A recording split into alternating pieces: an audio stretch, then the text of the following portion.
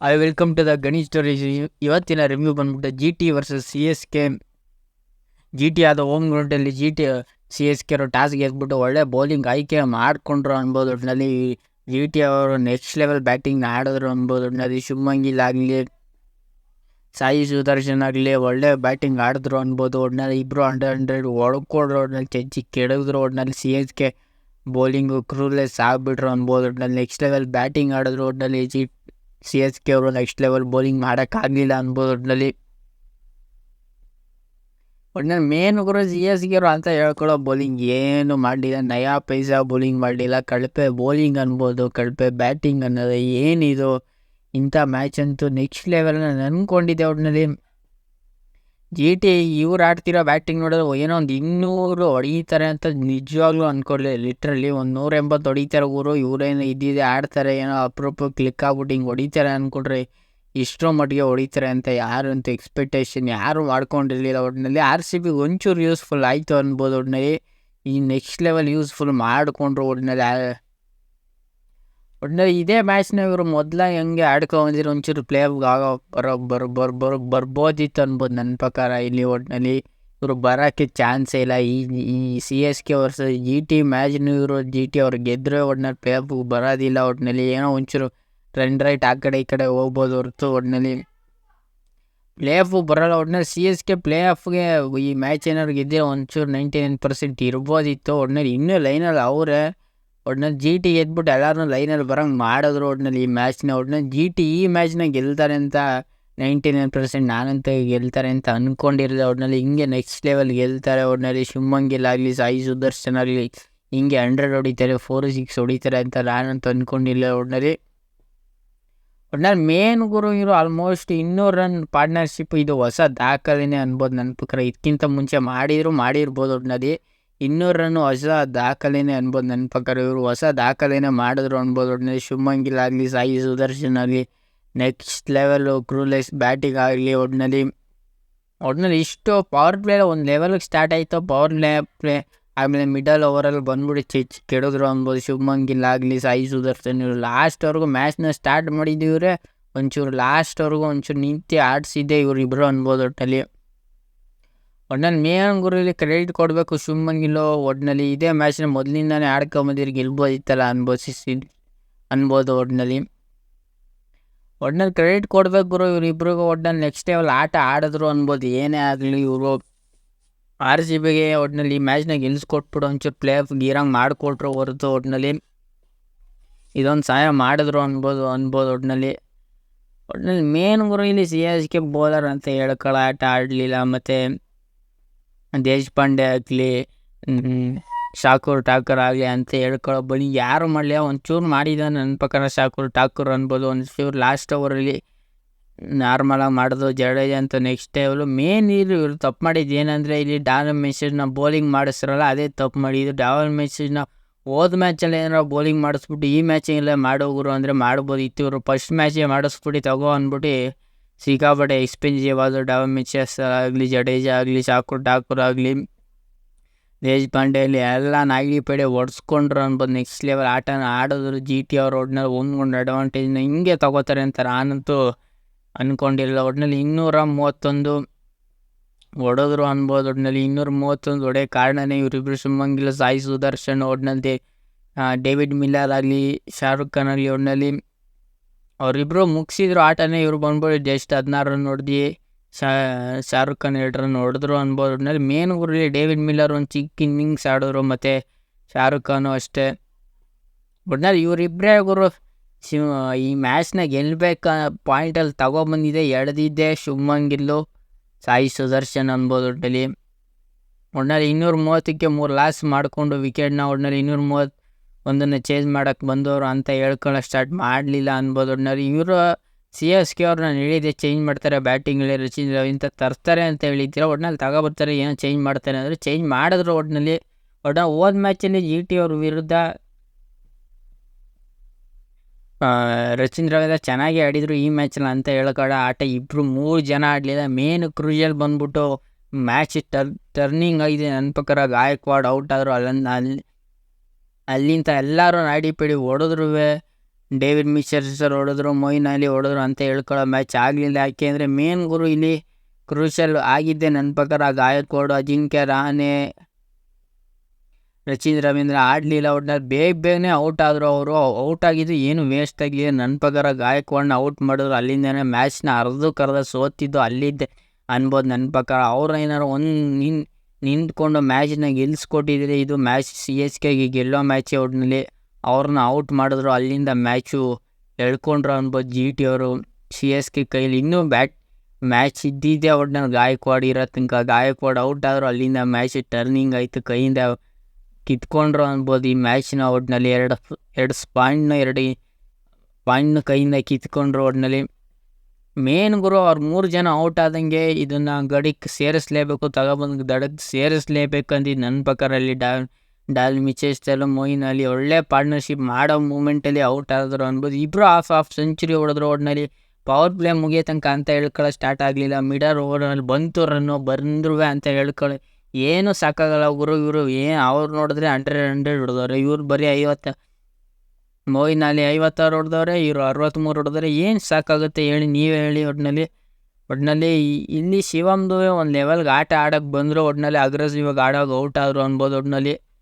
ಒಟ್ಟಿನಲ್ಲಿ ಮೇನ್ ಗುರು ಇದೆ ಗಾಯಕ್ವಾಡ್ ಔಟ್ ಆದಂಗೆ ಅಂತ ಹೇಳ್ಕೊಳ್ಳಿ. ಇನ್ನಿಂಗ್ಸ್ ಬಂದ್ರೆ ಇಲ್ಲಿ ಮ್ಯಾಚು ಟರ್ನ್ ಆಗ್ಬಿಟ್ಟಿತ್ತು ಅನ್ಬೋದು. Almost ball to ball run ಇರಲಿಲ್ಲ. ಇಷ್ಟು ಬಾಲ್ಗೆ ಇಷ್ಟು ರನ್ ಹೊಡಿಬೇಕು.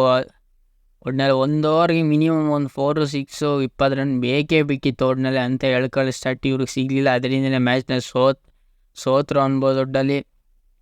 ಒಟ್ಟಿನಲ್ಲಿ ಮೇನ್ ಗುರು ಇಲ್ಲಿ ಶಾರುಖ್ ಖಾನ್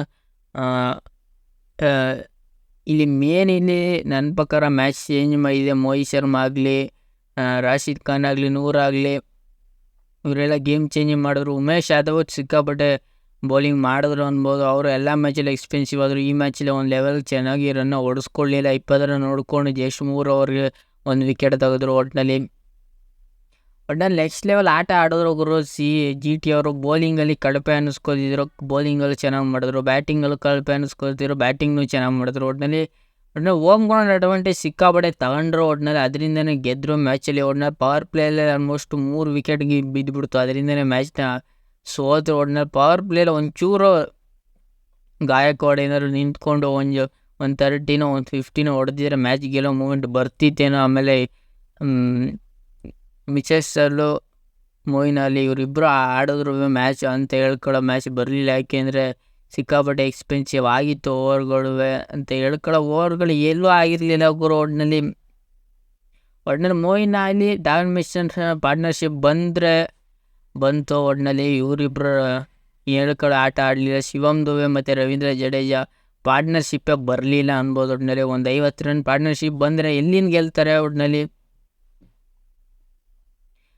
ಮ್ಯಾಚ್ ಸೋತಿದ್ದೆ ಅಲ್ಲೇ ಗುರು. ಒಟ್ಟಿನಲ್ಲಿ ಡೇವಿಡ್ ಮಿಚೆಲ್ ಔಟ್ ಅಲ್ಲಿ, ಮೊಯಿನ್ ಅಲಿ ಇವರಿಬ್ಬರಲ್ಲಿ ಯಾರೋ ಒಬ್ಬರು ಲಾಸ್ಟ್ವರೆಗೂ ನಿಂತಿದ್ರೆ ಒಟ್ಟಿನಲ್ಲಿ ಮ್ಯಾಚ್ ಗೆಲ್ಲೋ ಮೂಮೆಂಟ್ ಇರ್ತಿತ್ತು. ಒಟ್ಟಿನಲ್ಲಿ ಇವರಿಬ್ಬರು ಲಾಸ್ಟ್ವರೆಗೂ ನಿಂತ್ಕೊಂಡು ಮ್ಯಾಚ್ನ ಗೆಲ್ಲಿಸಿಲ್ಲ, ಅದರಿಂದ ಮ್ಯಾಚ್ನ ಸೋತರು.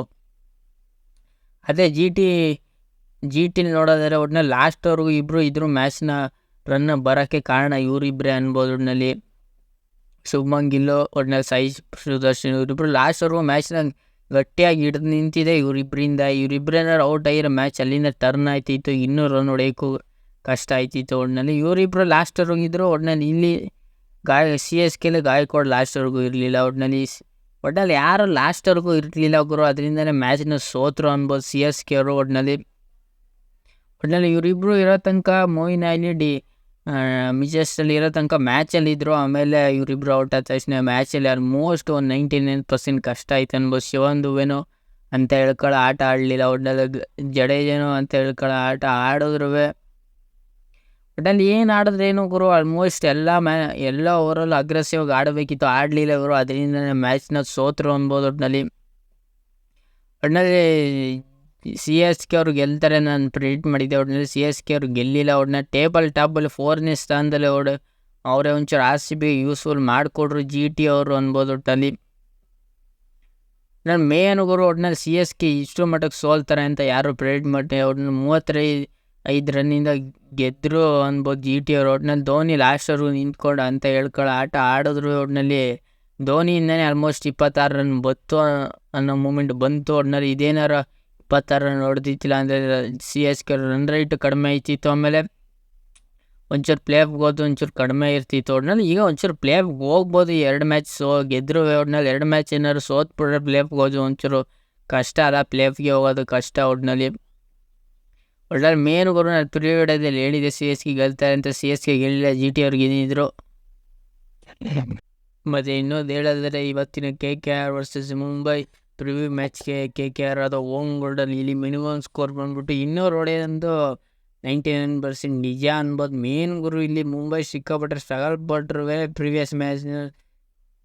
ಒಟ್ಟಿನಲ್ಲಿ ಕೆ ಕೆ ಆರ್ ಅವರು 5 ಮ್ಯಾಚಲ್ಲಿ 4 ಮ್ಯಾಚನ್ನು ಬರ್ತಿದ್ರೆ, ಮುಂಬೈ ಅವರು 4 ಮ್ಯಾಚಲ್ಲಿ 1 ಮ್ಯಾಚ್ನ ಬರ್ತಿದ್ರು. ಇಲ್ಲೇ ನಿಮ್ಗೆ ರಿಸಲ್ಟ್ ಗೊತ್ತಾಗ್ತಿದೆ. ಒಟ್ಟಿನಲ್ಲಿ ಮೇನ್ ಗುರು ಇಲ್ಲಿ ಸಿ ಎಸ್ ಗೆ ಮುಂಬೈ ಅವರು ನನ್ನ ಪ್ರಕಾರ ಈ ಮ್ಯಾಚ್ನ ಸಿಕ್ಕಾಬಿಟ್ರೆ ಸ್ಟ್ರಗಲ್ ಗೆಲ್ತಾರೆ. ಅಷ್ಟು ಈಸಿಯಾಗಿ ಮುಂಬೈ ಬಿಟ್ಕೊಡಿದ್ರೆ, ಯಾಕೆಂದರೆ ಹೋದ ಮ್ಯಾಚ್ನಲ್ಲಿ ಇವರು ಬರ್ತಿರ್ತಿದೆ. ಸೆಕೆಂಡ್ ಹಾಫಲ್ಲಿ ಅಷ್ಟೇ ಹೇಳ್ಕೊಳ್ಳೋ ಆಟ ಆಡಲಿಲ್ಲ ಅಂದರೂ ಒಟ್ಟಿನಲ್ಲಿ ಹೆಂಗೋ ಮ್ಯಾನೇಜ್ ಗೆಲ್ತಾರೆ ಗುರು ನನ್ನ ಪ್ರಕಾರ ಹೇಳೋದಾದ್ರೆ. ಒಟ್ಟಿನಲ್ಲಿ ರೋಹಿತ್ ಶರ್ಮಾ ಆಗಲಿ ಇಶಾನ್ ಕಿಶನ್ ಆಗಲಿ ಅಂತ ಅಗ್ರೆಸಿವ್ ಆಟನ ಆಡ್ತಿಲ್ಲ. ಒಟ್ಟಿನಲ್ಲಿ ಸೂರ್ಯಕುಮಾರ್ ಅದು ಹೋದ ಮ್ಯಾಚ್ ಚೆನ್ನಾಗಿ ಆಡಿಸಿ ಅವರೇ ಗೆಲ್ಸ್ಕೊಟ್ಟಿದ್ರು. ತ್ರಿವಿಕ್ರಮ್ ಅಷ್ಟೇ. ಒಟ್ಟಿನಲ್ಲಿ ಜಸ್ಪ್ರೀತ್ ಬೂಮ್ರಾನ ಇವರು ಬೌಲಿಂಗ್ ಕೊಡಬೇಕು ಗುರು. ಪವರ್ ಪ್ಲೇಲಿ ಬೌಲಿಂಗ್ನ ಕೊಡೋದಿಲ್ಲ, ಅದರಿಂದಲೇ ಮ್ಯಾಚ್ನ ಸೋಲ್ತಾರೆ ಅನ್ಬೋದು. ಹಾರ್ದಿಕ್ ಪಾಂಡ್ಯ ಅಂತ ಕ್ಯಾಪ್ಟನ್ಸಿ ವರ್ಷ ಈ ಸತಿ IPL ಅಂತ ಹೇಳ್ಕೊಳ್ಳೋ IPL ಆಟನ ಆಡಲಿಲ್ಲ. ಒಟ್ಟಿನಲ್ಲಿ ವರ್ಸ್ಟ್ ಅನ್ಬೋದು ನನ್ನ ಪ್ರಕಾರ ಹಾರ್ದಿಕ್ ಪಾಂಡ್ಯ. ಯಾಕೆಂದರೆ ಮೇನ್ ಗುರು ಏನು ಚೇಂಜಸ್ ಇಲ್ಲ ಅಂತ, ಬೌಲಿಂಗ್ ಚೇಂಜಸ್ ಇಲ್ಲ, ಬ್ಯಾಟಿಂಗ್ ಚೇಂಜಸ್ ಇಲ್ಲ, ಅದೇ ಟೀಮ್ ಚಿಕ್ಕರ್ಕೊ ಹೋಯ್ತಾರೆ. ಒಟ್ಟಿನಲ್ಲಿ K K R home ground advantage ತೊಗೋತಾರೆ. ಒಟ್ಟಿನಲ್ಲಿ ಕೆ ಕೆ ಆರ್ ಗೆಲ್ತಾರೆ ಅಂತ ನಾನು ಪ್ರೆಡಿಕ್ಟ್ ಮಾಡ್ತೀನಿ. ಯಾಕೆಂದರೆ ಸಿಕ್ಕಾಪಟ್ಟೆ ಕೆ ಕೆ ಆರ್ ಸ್ಟ್ರಾಂಗ್ ಕಾಣಿಸ್ತವ್ರೆ. ಒಟ್ಟಿನಲ್ಲಿ ಸುರಿನೇರ್ ಆಗಲಿ, ಸಾಲ್ಟ್ ಆಗಲಿ, ವೆಂಕಟೇಶ್ ಅಯ್ಯರ್ ಆಗಲಿ, ಆಂಡ್ರೆ ಡ್ರೆಸಲ್ ಆಗಲಿ, ಇವ್ರು 4 ಜನ ಮೇನ್ ಚೆನ್ನಾಗಿ ಆಡ್ತವ್ರೆ. ಶ್ರೇಯಸ್ ಅಯ್ಯರ್ ಅಂತ ಆಟ ಆಡಲಿಲ್ಲ ಅಂದರೆ ಹೆಂಗೋ ಮ್ಯಾನೇಜ್ ಮಾಡಿ ಗೆಲ್ಲಿಸ್ಕೊಡ್ತವ್ರೆ. ಒಟ್ಟಿನಲ್ಲಿ ಮೇನ್ ಗುರು ರಿಂಕು ಸಿಂಗು ಒಂದು ಲೆವೆಲ್ ಚೆನ್ನಾಗಿ ಆಡಬೇಕು. ಒಟ್ಟಿನಲ್ಲಿ ರಿಂಕು ಸಿಂಗು ಎಲ್ಲ ಮ್ಯಾಚಲ್ಲಿ ಬೇಗನೆ ಔಟ್ ಆಯ್ತವ್ರೆ. ಅದೊಂದು plus point, minus point K K R ಅಲ್ಲಿ. ಒಟ್ಟಿನಲ್ಲಿ ಮುಂಬೈಲಿ ಒಂದು ಲೆವೆಲ್ಗೆ ಬ್ಯಾಟಿಂಗ್ ಡೆಪ್ತ್ ಇದ್ರೂ ಯಾರು ಅಂತ ಹೇಳ್ಕೊಳ್ಳೋ ಬ್ಯಾಟಿಂಗ್ ಆಡೋದಿಲ್ಲ. ಒಟ್ಟಿನಲ್ಲಿ ಮುಂಬೈಲಿ ಬೌಲಿಂಗು ಚೆನ್ನಾಗಿಲ್ಲ ಅನ್ಬೋದು. ಬೂಮ್ರಾ ಹಾರ್ದಿಕ್ ಪಾಂಡ್ಯ ಬಿಟ್ರೆ ಅಂತ ಹೇಳ್ಕೊಳ್ಳೋ ಫೀಲ್ಡ್ ಚೆನ್ನಾಗಿ ಮಾಡಲ್ಲ, ಯಾರು ಚೆನ್ನಾಗಿ ಮಾಡಲ್ಲ ಅನ್ಬೋದು. ಒಟ್ಟಿನಲ್ಲಿ ಮೇನ್ ಗುರು ಒಟ್ಟಿನಲ್ಲಿ ಚೆನ್ನಾಗಿಲ್ಲ ಅನ್ಬೋದು ನನ್ನ ಪ್ರಕಾರ. ಮುಂಬೈ ಬೌಲಿಂಗು ಬ್ಯಾಟಿಂಗ್ ಒಂದು ಚೆನ್ನಾಗಿದೆ ಅನ್ಬೋದು. ಒಟ್ಟಿನಲ್ಲಿ ಇಲ್ಲಿ ಮಿನಿಮಮ್ ಸ್ಕೋರು 200 ಇಲ್ಲ 119 ಹೊಡಿತಾರೆ ಅನ್ಬೋದು. ಮೇನ್ ಗುರು ಯಾರು ಬ್ಯಾಟಿಂಗ್ ತೊಗೋತಾರೆ ಟಾಸ್ ಗೆದ್ರು ನನ್ನ ಪ್ರಕಾರ ಬೌಲಿಂಗ್ ತೊಗೊಳೋದು 99% ಬೌಲಿಂಗ್ ತೊಗೋತಾರೆ. ಒಟ್ಟಿನಲ್ಲಿ ಯಾರು ಟಾಸ್ ಗೆದ್ರು ಬೌಲಿಂಗ್ ತೊಗೋತಾರೆ. ಒಟ್ಟಿನಲ್ಲಿ ಮೇನ್ ಗುರು 200 ಹೊಡೆಯೋದಂತೂ ಖಚಿತವಾಗಿ 200 ಹೊಡಿಬೋದು. ಒಟ್ಟಿನಲ್ಲಿ ಮುಂಬೈ ಟೀಮು ಆಲ್ಮೋಸ್ಟ್ ಸೇಮೇ ಇರ್ತದೆ ಅನ್ಬೋದು ನನ್ನ ಪ್ರಕಾರ. ಇಲ್ಲಿ ರೋಹಿತ್ ಶರ್ಮಾ ಆಗಲಿ, ಇಶಾನ್ ಕಿಶನ್ ಆಗಲಿ, ಸೂರ್ಯಕುಮಾರ್ ಯಾದವ್ ಆಗಲಿ, ಹಾರ್ದಿಕ್ ಪಾಂಡ್ಯ ಆಗಲಿ, ವಧೇರಾ ಆಗಲಿ, ಜಡೇಜಾ ಆಗಲಿ, ಇಷ್ಟು ಜನ ಇರ್ತಾರೆ ಅನ್ಬೋದು. ಜಸ್ಪ್ರೀತ್ ಬೂಮ್ರಾ ಆಗಲಿ ಇಷ್ಟು ಜನ ಇರ್ತಾರೆ ಅನ್ಬೋದು. ಮೇನ್ ಗುರು ಒಟ್ಟಿನಲ್ಲಿ ಸಿಕ್ಕಾಪಟ್ಟೆ ಮುಂಬೈ ಸ್ಟ್ರಗಲ್ ಮಾಡ್ಕೊಂಡು ಗೆಲ್ತಾರೆ, ಈಸಿಯಾಗಿ ಅಂತೂ ಗೆಲ್ಲಲ್ಲ. ಒಟ್ಟಿನಲ್ಲಿ ಈ ಮ್ಯಾಚ್ ಗೆದ್ರೂ ಏನು ಪ್ಲೇ ಆಫ್ ಹೋಗೋದಂತೂ 100% ಪ್ಲೇ ಆಫ್ ಹೋಗಲ್ಲ. ಏನಾದರೂ ಸಾಂಪ್ರದಾಯಿಕವಾಗಿ ಮ್ಯಾಚ್ನ ಆಡಬೇಕು ಹೊರತು ಈ ಮ್ಯಾಚ್ನ ಏನಾದರೂ ಕೆ ಕೆ ಆರ್ ಗೆದ್ದರೆ ಪ್ಲೇ ಆಫ್ ಹೋಗೋದು 100% ಖಚಿತ ಅನ್ಬೋದು. ಒಟ್ಟಿನಲ್ಲಿ ಕೆ ಕೆ ಆರ್ ಟೀಮಲ್ಲಿ ಯಾರು ಇರ್ತಾರೆ ನನ್ನ ಪ್ರಕಾರ ಸಾಲ್ಟ್ ಆಗಲಿ, ಸುರಿನೇರ್ ಆಗಲಿ, ಶ್ರೇಯಸ್ ಅಯ್ಯರ್ ಕ್ಯಾಪ್ಟನ್ ಆಗಿರ್ತಾರೆ, ವೆಂಕಟೇಶ್ ಅಯ್ಯರು, ಆಂಡ್ರೆ ಡ್ರೆಸಲ್ಲು, ಮೇನ್ ಇಷ್ಟು ಜನ ಇರ್ತಾರೆ ಅನ್ಬೋದು ನನ್ನ ಪ್ರಕಾರ. ಇಲ್ಲಿ ಮೇನ್ ಗುರು ಒಟ್ಟಿನಲ್ಲಿ ಇವರು ಮುಂಬೈ ಸಿಕ್ಕಾಪಟ್ಟೆ ಈ ಸೀಸನ್ ಸ್ಟ್ರಗಲ್ ಬರ್ತಿದ್ದಾರೆ. ಒಟ್ಟಿನಲ್ಲಿ ಇವರು ಟೋಟಲ್ ಆಗಿ ಆಡಿರೋದು ಇಲ್ಲೇ ನಿಮ್ಗೆ ರಿಸಲ್ಟ್ ಇವರು ಟೋಟಲ್ ಆಗಿ ಆಡಿರೋದು 33ರಲ್ಲಿ 10 ಮ್ಯಾಚ್. ಕೆ ಕೆ ಆರ್ ಗೆದ್ದಿದ್ರೆ 23 ಮ್ಯಾಚು ಮುಂಬೈ ಗೆದ್ದಿದ್ರೆ. ಒಟ್ಟಿನಲ್ಲಿ ಮುಂಬೈ ಅವಾಗ ಬರ್ತಿದ್ರು ಕೆ ಕೆ ಆರ್ ಮೇಲೆ. ಈಗ ಮುಂಬೈ ಕೆ ಕೆ ಆರ್ ಮೇಲೆ ಗೆಲ್ಲೋದು ಕಷ್ಟ ಅನ್ಬೋದು. ಒಟ್ಟಿನಲ್ಲಿ ಮುಂಬೈ ಹೋಮ್ ಗ್ರೌಂಡ್ ಅಡ್ವಾಂಟೇಜ್ ತೊಗೊಂಡು ನನ್ನ ಪ್ರಕಾರ ಗೆಲ್ಲೋದಿಲ್ಲ. ಒಟ್ಟಿನ ಹೋಮ್ ಗ್ರೌಂಡ್ ಅಡ್ವಾಂಟೇಜ್ ಇಲ್ಲಿ ಕೆ ಕೆ ಆರಲ್ಲಿ ಕೋಲ್ಕತ್ತಾದಲ್ಲಿ ಈ ಮ್ಯಾಚ್ನ ಆಡಿಸ್ತಿದ್ದಾರೆ. ಒಟ್ಟಿನಲ್ಲಿ ಕೆ ಕೆ ಆರ್ ಗೆಲ್ತಾರೆ ಅಂತ ನಾನು ಪ್ರೆಡಿಕ್ಟ್ ಮಾಡ್ತೀನಿ. ಮತ್ತು ಇನ್ನೊಂದು ಹೇಳೋದಾದರೆ ಒಟ್ಟಿನಲ್ಲಿ C S K versus G T ರಿವ್ಯೂನ ನಾನು ಮಾಡಿದ್ದೀನಿ, ಅದನ್ನು ನೋಡಿ ಒಟ್ಟಿನಲ್ಲಿ ಲೈಕ್ ಶೇರ್ ಸಬ್ಸ್ಕ್ರೈಬ್ ಮಾಡ್ಕೊಳ್ಳಿ. ಸುಮಾರು ಜನ ಸಬ್ಸ್ಕ್ರೈಬ್ ಮಾಡ್ತಿಲ್ಲ, ಯಾರೋ ಗೆಲ್ತಾರೆ ಅಂತ ಕಮೆಂಟ್ ಮಾಡಿ.